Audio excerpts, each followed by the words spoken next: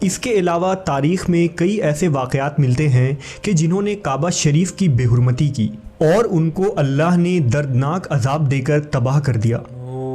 Hello guys, welcome to our channel, اور آج ہم لے کے آئے ہیں آئیڈلز ان کعبہ بیفور اسلام کا reaction, so history of Asaf and Naila. So یہ ہمیں پتہ ہے کہ کیسے پہلے وہاں پہ آئیڈلز ہوا کرتے تھے کعبہ میں، اور وہاں پہ پروفٹ محمد کے آنے سے پہلے، تو ان سب کا کیا ہوا اور کیا یہ ان کی ہسٹری ہے وہ چیز ہم جانتے ہیں۔ اور ہم لوگوں نے بہت ساری جتنی ہم لوگ اسٹوریز دیکھتے ہیں نا، اتنا من کرتا ہے کہ اور دیکھتے جائے، باقی دیکھتے کہ کعبہ میں کیا ہوا تھا، اسلام سے پہلے کیا تھا۔ اور یہ مطلب کہ بہت ہی سب کو ہی ہوتا ہے، کیونکہ کچھ لوگ ہندوز ہیں نا، وہ بولتے ہیں کہ وہ ہمارا پوتر استھل تھا اس سے پہلے، لیکن جو مسلمز ہیں وہ بولتے ہیں ایسا کچھ نہیں تھا، وہ ہمارا پوتر استھل اس سے بھی پہلے وہی تھا۔ تو لیکن یہ بہت بڑی کنفیوژن ہی ہے سب کے لیے۔ تو دیکھتے ہیں کہ اس ویڈیو سے ہم جانیں گے کہ کیا تھا ایکچوئل میں اس سے پہلے۔ تو سٹارٹ کرتے ہیں ویڈیو کو۔ عربوں کا ایک مشہور بت جو صفا و مروہ پہاڑیوں پر پوجا جاتا تھا، یہ وہ بت تھے جسے لوگوں نے اپنے ہاتھوں سے نہیں تراشے تھے، بلکہ یہ جیتے جاگتے حقیقی انسان تھے۔ انہوں نے خانہ کعبہ کے اندر ایسا کیا جرم کیا تھا جس کی وجہ سے اللہ نے انہیں ایسا خوفناک عذاب دیا جو آنے والوں کے لیے عبرت کی نشان بن گئی۔ کیا بات! ایکچوئل بت کیسے ہو سکتا ہے؟ ہمیں تو پتا تھا اسٹیچوز بنائے جاتے ہیں۔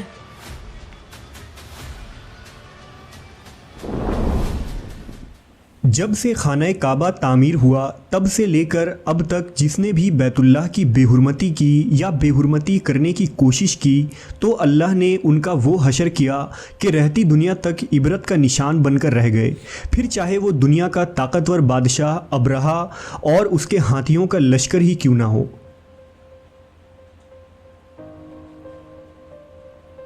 اس کے علاوہ تاریخ میں کئی ایسے واقعات ملتے ہیں کہ جنہوں نے کعبہ شریف کی بے حرمتی کی اور ان کو اللہ نے دردناک عذاب دے کر تباہ کر دیا۔ اس کی ایک مثال اساف و نائلہ ہے۔ اساف بن یالا اور نائلہ بنت زید دراصل قبیلہ بنی جرہم کے ایک مرد و زن تھے۔ نائلہ ایک خوبصورت اور حسین لڑکی تھی جو اپنے قبیلہ میں یمن کے کسی علاقے میں رہا کرتی تھی۔ یہ خوبصورت حسینہ قبیلہ بنی جرہم میں اپنے حسن کی نمائش کیا کرتی تھی۔ وہ فحش لباس پہن کر گھر سے نکلتی تھی اور قبیلہ کے نوجوان اس کے پیچھے پیچھے چلتے تھے۔ ہر کوئی اس سے تعلقات کا خواہش مند تھا۔ انہی لوگوں میں قبیلے کے سردار کا بیٹا بھی شامل تھا جس کا نام اساف بن یالا تھا۔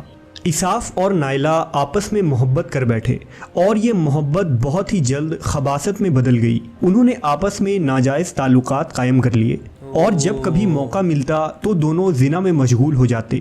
اس طرح یہ سلسلہ یوں ہی چلتا رہا۔ جب ان کے گھر والوں کو اس کا علم ہوا تو وہ ان کے خلاف ہو گئے، جس وجہ سے ان کے ملنے پر پابندی لگا دی گئی۔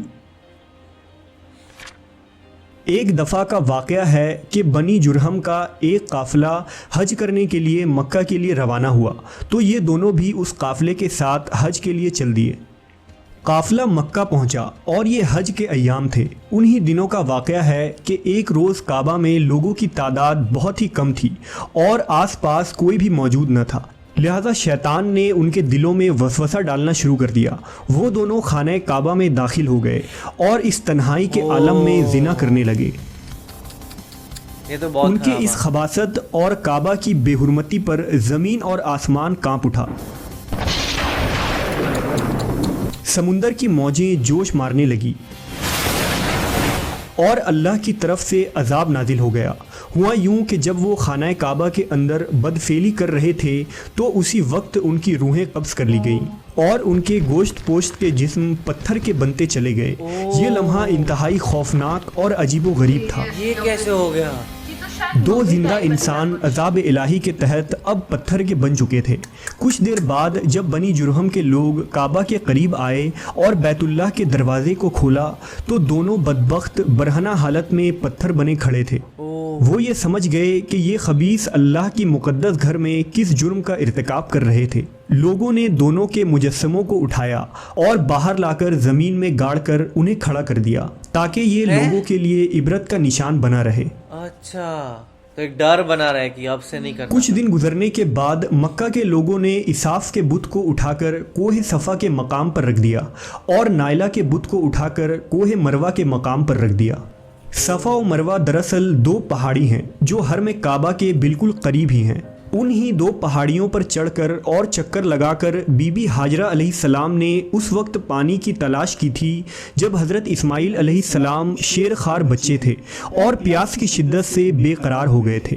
اس لیے زمانہ قدیم سے یہ دونوں پہاڑیاں بہت مقدس مانی جاتی تھیں اور حاجی ان پر چڑھ کر بڑے احترام اور جذبہ عقیدت کے ساتھ طواف کیا کرتے تھے. واو. جب اساف اور نائلہ کے بت کو صفا اور مروہ پر رکھا گیا تو ان کی سزا یہ تجویز کی گئی کہ جو شخص بھی صفا و مروہ پر جائے وہ ان دونوں بتوں کو ایک ایک جوتا مارے. ایک دو نسلوں تک تو یہ عمل جاری رہا. پھر لوگوں نے انہیں جوتوں کے بجائے تھپڑ مارنا شروع کر دیے اور کچھ نسلوں بعد لوگ انہیں صرف ہاتھ لگایا کرتے تھے. اس طرح وقت گزرنے کے ساتھ لوگوں نے ان سے عبرت حاصل کرنا کم اور ان کی تعظیم زیادہ کرنے لگے. یہاں تک کہ ایک وقت ایسا آیا کہ عربوں نے جاہلیت کی بنا پر ان کو محبت کی علامت قرار دینا شروع کر دیا اور قبیلوں میں ان دونوں کے عشق کی داستانوں کو فخر سے بیان کیا جانے لگا. آہستہ آہستہ یہ محبت کے دیوی اور دیوتا قرار پائے.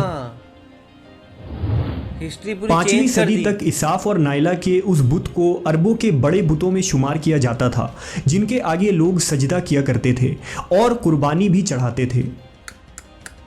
حضرت زید بن حارث رضی اللہ تعالیٰ عنہ بیان کرتے ہیں کہ زمانہ جاہلیت میں جب مشرکین مکہ بیت اللہ کا طواف کرتے تھے تو اساف و نائلہ کے اس بت کو چھوتے تھے. میں ایک دفعہ رسول اللہ صلی اللہ علیہ وسلم کے ساتھ بیت اللہ کا طواف کر رہا تھا، لہٰذا جب میں ان بتوں کے پاس سے گزرا تو ان کو چھوا. اس پر آپ صلی اللہ علیہ وسلم نے مجھ کو ان بتوں کو چھونے سے منع کیا. میں نے اپنے دل میں کہا کہ دیکھوں تو صحیح کہ چھونے سے ہوتا کیا ہے، اس لیے دوبارہ ان کو چھوا. آپ صلی اللہ علیہ وسلم نے دوبارہ ذرا سختی سے منع کرتے ہوئے فرمایا، کیا تم کو منع نہیں کیا تھا؟ حضرت زید فرماتے ہیں کہ اللہ کی قسم اس کے بعد کبھی کسی بت کو میں نے ہاتھ نہیں لگایا اور میں قسم کھا کر کہتا ہوں کہ نبی صلی اللہ علیہ وسلم نے کبھی بھی کسی بت کو نہیں چھوا تھا یہاں تک کہ اللہ نے آپ کو نبوت عطا فرما دی اور آپ پر وحی نازل ہونے لگی. ایک دن رشد و ہدایت کا ایک سورج طلوع ہوا جس سے یہ پورا خطہ جگمگا اٹھا. حضور پاک صلی اللہ علیہ وسلم نبوت کے عہدے پر فائز ہوئے. آپ صلی اللہ علیہ وسلم نے دعوت و تبلیغ کا کام شروع کیا. 10 ہجری میں جب اللہ نے عرب میں دین اسلام کو غالب کیا اور محمد صلی اللہ علیہ وسلم نے مکہ فتح کیا تو آپ فتح کے بعد حرم شریف میں داخل ہوئے اور آپ نے اپنے بھائی حضرت علی کے ساتھ مل کر تمام چھوٹے بڑے بتوں کو توڑ ڈالا. آپ بت توڑتے جاتے اور یہ فرماتے جاتے کہ حق آ گیا اور باطل مٹ گیا. بے شک باطل نے مٹ جانا ہی تھا. یہاں تک کہ خانہ کعبہ تمام بتوں سے پاک ہو گیا. پھر آپ صفا اور مروہ پر تشریف لے گئے اور اساف و نائلہ کے اس بت کو اپنے مقدس ہاتھوں سے توڑ ڈالے.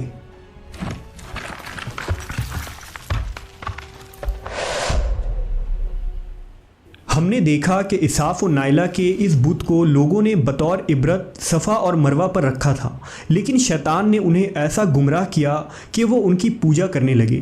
صرف یہی نہیں بلکہ زنا جیسے بدترین جرم جسے کعبہ شریف کے اندر کیا گیا تھا لوگ اس داستان کو فخر کے طور پر بیان کرنے لگے. ہونا تو یہ چاہیے تھا کہ ان کے اس بدفعلی پر لعنت کی جاتی، لیکن عربوں نے اس گناہ کو داستان عشق بنا دیا اور اساف و نائلہ کو ایک رول ماڈل کے طور پر پیش کرنے لگے. ہسٹری چینج کر دی. بالکل اسی طرح آج کے اس فتنے بھرے دور میں یہی کچھ حالات نظر آتے ہیں جہاں اگر کوئی شخص کسی طرح کا سنگین جرم کرے تو لوگ اسے ہیرو کی طرح بطور نمونہ پیش کرتے ہیں. فریڈم، آزادی خیال اور لبرلزم کے نام پر ہر طرح کی خباثت اور برائی کو خوبصورت انداز میں پیش کر کے اس کی بھرپور تائید کی جاتی ہے. بہت ہی کمال کی ویڈیو تھی، لیکن ہمیں اسٹوری پتہ لگی کہ کیسے اساف اور نائلہ کو پہلے بہت ہی برا مانا جاتا تھا، ان کو جوتوں سے مارا جاتا تھا، ہے نا، پھر لوگ تھپڑ مارنے لگے اور لاسٹ میں تو یہ ہوا کہ لوگ پوجنے لگے. اور یہ کہیں نہ کہیں یہ بولا گیا تھا کہ جو ہندوازم میں مورتی پوجا ہوتی ہے وہ اس کی ہوتی ہے، اساف اور نائلہ کی اسٹوری سے تو مجھے یہی پتہ لگا. باقی مجھے نہیں پتا کیا پتہ میں غلط بھی ہوں، باقی میرے کو نہیں پتا یہ اسٹوری سچی ہے کہ نہیں ہے. पर जो लेकिन उन्होंने ये बोला था कि पहले कैसे मारते थे फिर बाद में उसको वो करने लग गए, उनको मारने लग गए, है ना। तो वो बहुत ही बड़ा ड्रास्टिक चेंज आया देखा जाए तो बहुत ही अतरंगी स्टोरी थी ये सीरियसली। और देखा जाए तो उसके बाद कैसे सब चेंज हो गया और लोगों ने अपने आप ही उनको मतलब एक प्यार की निशानी मानना शुरू कर दिया और वही, लेकिन फिर वो प्रॉफिट मोहम्मद के आने के बाद सब चेंज हुआ। तो हमें ये पता था कि सारे रिलीजियस आइडल्स को ही तोड़ा गया था, लेकिन यहाँ पता लगता है कि रिलीजियस ही नहीं, जो ऐसे फेक आइडल्स बन गए थे उनको भी तोड़ा गया था। तो वो चीज़ के बारे में आप लोगों को कैसा लगा, आप हमें कमेंट सेक्शन में ज़रूर बताएगा। तो ऐसे लाइक करते जाइए, कमेंट करते जाइए, शेयर करते जाइए और करते जाए, बाय। बाय।